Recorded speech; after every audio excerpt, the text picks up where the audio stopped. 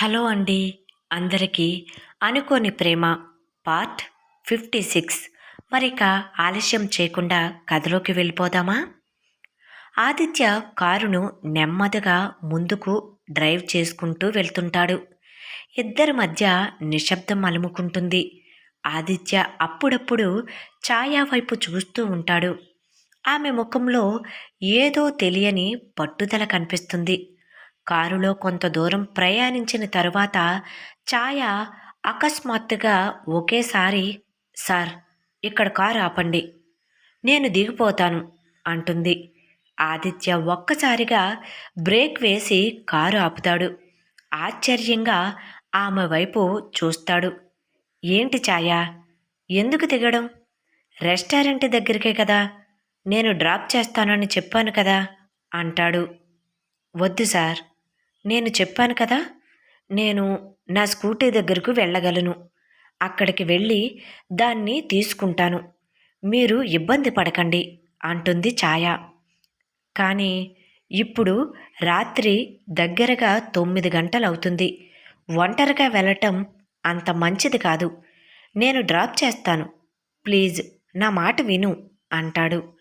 ఆదిత్య స్వరంలో ఆందోళన స్పష్టంగా వినిపిస్తుంది. కానీ ఛాయ మాత్రం తన నిర్ణయాన్ని మార్చుకునేలా ఉండదు. ఆమె మొండిగా దిగిపోతాను అని తల ఊపుతుంది. లేదు సార్, నేను అక్కడి వరకు వెళ్ళగలను. మీరు అనవసరంగా కంగారు పడుతున్నారంతే అంటుంది ఛాయ. అర్థం చేసుకోండి ఛాయ గారు, నన్ను నమ్మండి. మిమ్మల్ని ఒంటరిగా పంపటం నాకు అస్సలు ఇష్టం లేదు. ఏదైనా ప్రమాదం జరిగితే అంటాడు. నాకు మీరు అనుకున్నట్లుగా ఏమీ కాదు సార్, మీరు నన్ను నమ్మండి. నేను క్షేమంగా వెళ్తాను. నేను ఇక్కడ దిగాలి అంటుంది. ఆమె డోర్ ఓపెన్ చెయ్యటానికి ప్రయత్నిస్తుంది. ఆదిత్య వెంటనే వంగి తన చేతితో డోర్ ఓపెన్ కాకుండా అడ్డుపడతాడు. ఎందుకు ఇంత మొండిగా ప్రవర్తిస్తున్నావు? నేను డ్రాప్ చేస్తాను కదా, నా మాట విను అని కొంచెం కోప్పడుతున్నట్లుగా చెబుతాడు. ఛాయ మరింత బలంగా డోర్ ఓపెన్ చేస్తూ, లేదు మిస్టర్ ఆదిత్య, నేను చెప్పాను కదా, నేను ఇక్కడ దిగాలి అంతే. మీరు నన్ను బలవంతం చెయ్యకండి అని మరింత ధీటుగా సమాధానం చెబుతుంది ఛాయ. ఆదిత్య ఆమె మొండితనానికి నిస్సహాయంగా చూస్తూ ఉండిపోతాడు. ఆమె ఎందుకు ఇలా ప్రవర్తిస్తుందో అతనికి అర్థం కాలేదు. సరే, నీ ఇష్టం, కానీ జాగ్రత్తగా వెళ్ళు అంటూ డోర్ దగ్గర ఉన్న తన చెయ్యిని తీసేస్తాడు ఆదిత్య. ఛాయ తలుపు తెరుచుకుని కారు దిగుతుంది. రాత్రిపూట కావటం వలన అక్కడక్కడ కొన్ని షాపులు మూసివేసి ఉంటాయి. రోడ్డు నిర్మానుష్యంగా ఉంటుంది. ఆమె కారు దిగి ఒంటరిగా నిలబడి ఉంటుంది. ఆదిత్య కూడా కొంచెం దూరంగా కారు ఆపి కారు డోరుకి జారపడి 2 చేతులను కట్టుకుని ఆమెను చూస్తూ ఉండిపోతాడు. ఛాయ రోడ్డు ప్రక్కన నిలబడి ఒక ఆటో కోసం ఎదురు చూస్తూ ఉంటుంది. కొద్దిసేపటికి ఒక ఆటో వస్తుంది. ఆ రోడ్డు వైపుగా ఛాయ ఆటోని చూసి చెయ్యి ఊపుతుంది.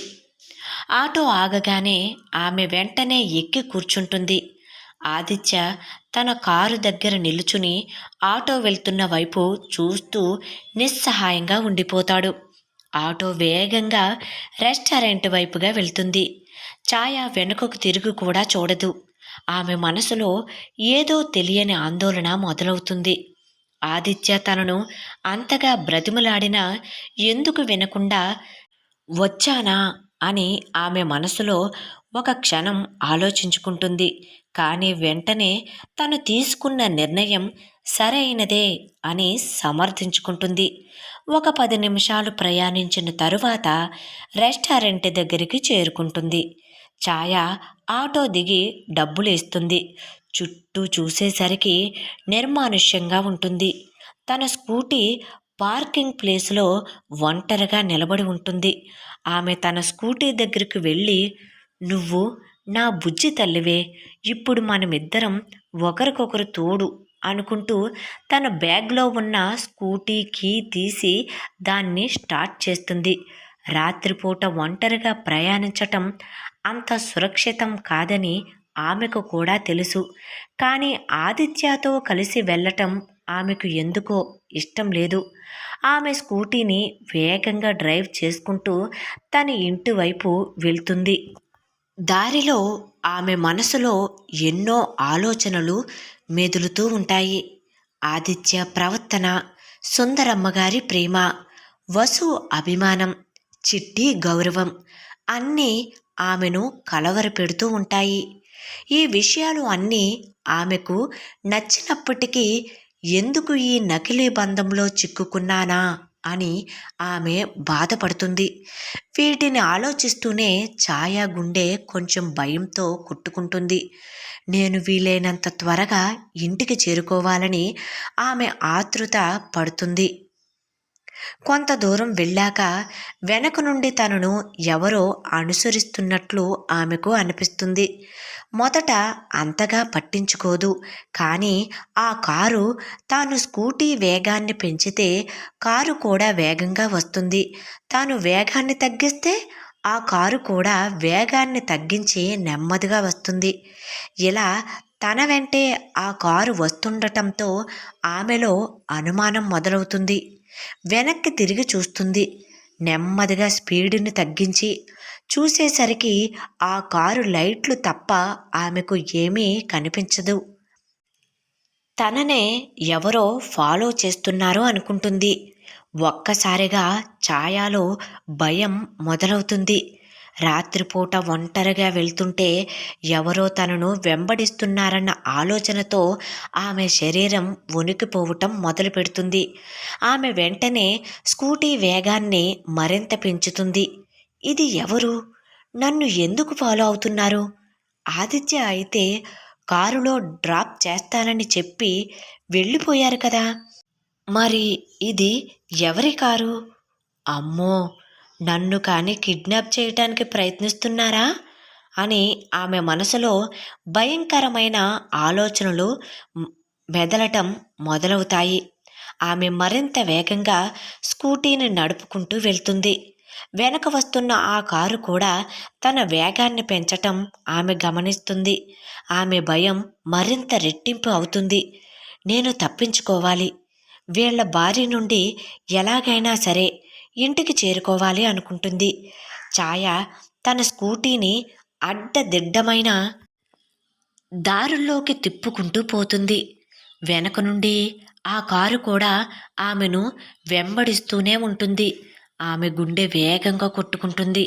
ఆమె శ్వాస తీసుకోవటానికి కూడా ఆమెకు కష్టంగా ఉంటుంది. దేవుడా, నన్ను కాపాడు ప్లీజ్, నేను క్షేమంగా ఇంటికి చేరుకోవాలి అని అనుకుంటూ ముందుకు సాగుతుంది ఛాయ. ఛాయ తన స్కూటీని మరింత వేగంగా నడుపుకుంటూ తన ఇంటి వీధిలోకి చేరుకుంటుంది. తన అపార్ట్మెంట్ గేటు చూడగానే ఆమెలో కొంచెం ధైర్యం వస్తుంది.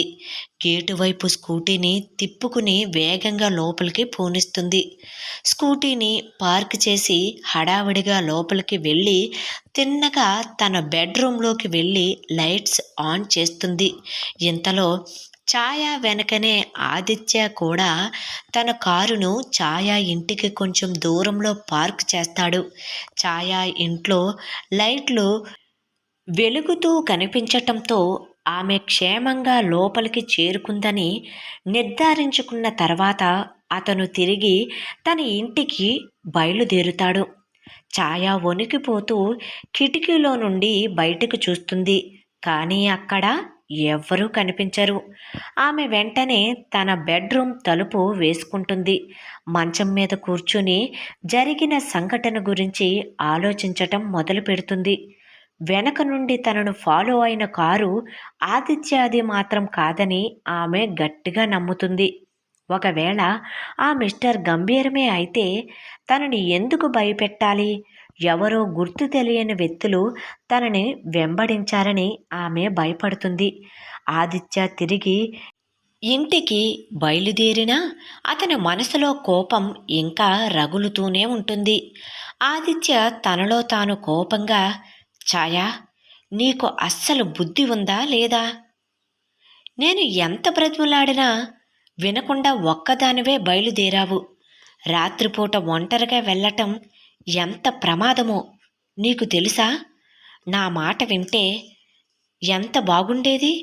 నేను డ్రాప్ చేస్తానని చెప్పినా నీ మొండితనం తగ్గలేదు అని ఆవేశంగా తల ఊపుకుంటూ, ఏమి అనుకుంటున్నావు అసలు నీ గురించి? అంత ధైర్యమా, లేకపోతే నా మీద అంత కోపమా?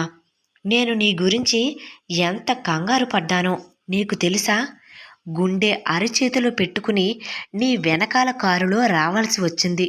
ఒకవేళ నీకు ఏమైనా జరిగి ఉంటే ఎవరు బాధ్యులు? నిస్సహాయంగా తన జుట్టులోకి వేళ్లను పోనిచ్చి దువ్వుకుంటూ, అసలు ఈ అమ్మాయిని అర్థం చేసుకోవటం నా వల్ల కావటం లేదు.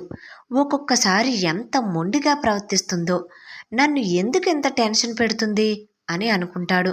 మళ్ళీ కోపంతో కళ్ళు మూసుకుని, నేను ఇంకెప్పుడు ఈ అమ్మాయి మాట వినను. తను వద్దన్నా సరే బలవంతంగా అయినా కారులో డ్రాప్ చేస్తాను. లేకపోతే ఎలా నా ప్రాణాలు తీస్తుంది?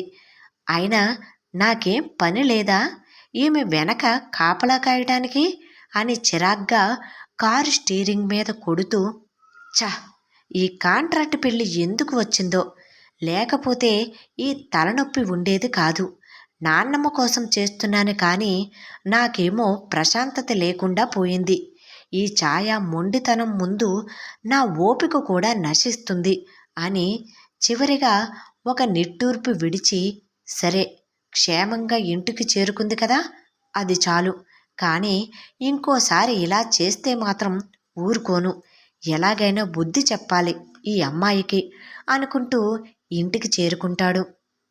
అతని మనసులో ఛాయా మీద కోపం ఉన్నప్పటికీ ఆమె క్షేమంగా ఇంటికి చేరుకుందన్న ఊరట కూడా ఉంది. కానీ ఆమె మొండితనం మాత్రం ఆదిత్యకి చిరాకు తెప్పించింది. ఈ నకిలీ బంధంలో వారిద్దరి మధ్య ఇలాంటి సంఘటనలు ఇంకా ఎన్ని జరుగుతాయో వేచి చూడాలి మరి. అనుకోని ప్రేమ కథ కొనసాగుతుంది. కథ నచ్చినట్లయితే ప్లీజ్ దయచేసి సబ్స్క్రైబ్ చేసుకుని ఎంకరేజ్ చేయగలరండి. అదేవిధంగా కథ ఎలా ఉంది అనేది కామెంట్ సెక్షన్లో తెలియచేస్తే నేను కథని ఏ విధంగా రాస్తున్నాననేది నాకు కూడా అర్థమవుతుందండి. అందుకనే మిమ్మల్ని రిక్వెస్ట్ చేస్తున్నాను. అదేవిధంగా ఈ కథకు సంబంధించిన మిగిలిన అన్ని పార్ట్స్ కూడా మన ఛానల్లో ప్లేలిస్ట్లో సేవ్ చేయబడి ఉన్నాయండి. మీకు కనుక ఇంట్రెస్ట్ అయితే కనుక వెళ్ళి చెక్ చేయొచ్చు. Thank you.